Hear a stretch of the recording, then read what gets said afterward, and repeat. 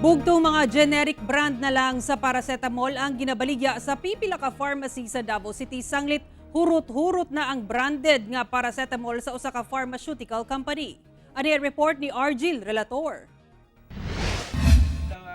50 tablets unta sa branded nga paracetamol ang paliton niini si Jun Ray alang sa supply sa ilang opisina.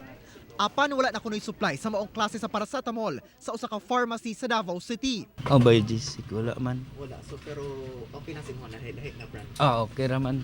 Doon na say listahan sa mga tambal nga paliton kini Sir Himinio, diin lakip ang duha ka klase sa branded nga paracetamol nga pang-supply lang sa ilang balay. In kaso dunay kalinturahon, ilabi pa nga nakabalita sila nga hurot-hurot na ang paracetamol sa kauluhan. Baypad lang man sa ni. Dili pinsa lang daw.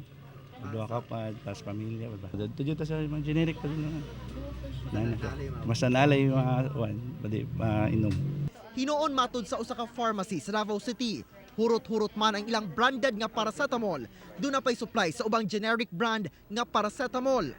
Limitado na lang sab ang ilang supply sa paracetamol syrup for kids. Actually, naa siya per month pero very limited lang. Pero ang palit sa mga tao sa ingani nga mga brands ma'am, paspas siya mahurot.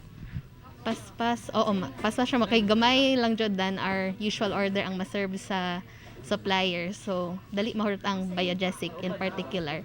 Kung doon na may maabot nga supply, gamay ra og paspas nga mahurot tungod sa kataas sa demand.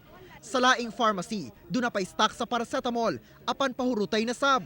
Sa sunod simana pa kuno ang nakatakdang delivery. Sa karon sir, ang amo ang delivery, mga ano pa, mga January, mga kuan pa, line of 2. Pero dili mi sure kung abtan mi kay ang Manila. Gikan magud sa Manila ang amo ang delivery. So, dili mi sure kung mahatagan mi, masupplyan mi. Pero so far sa corona pa mo siya. Naa pa mi supply, pero gamay na po, 500 pieces na lang sa paracetamol. Sa advisory sa Unilove Pharmaceutical Company, pipila sa ilang brands ang out of stock sa karon sa pipila ka drugstores tungod sa taas nga demand. Gipaning kamutan nila nga mapapaspasan ang pag-replenish sa ilang stocks. Samtang gipaklaro sa Philippine Pharmacists Association Davao City Chapter nga walay shortage sa supply sa paracetamol sa syudad. Giawhag sab nila ang katawhan nga dili manghord og maong tambal ug magbantay sa mga posibleng peke nga medisina gikan sa mga illegal seller. Kauban si Jojo Solarte sa kamera. Ako si Argil Relator para sa One Mindanao.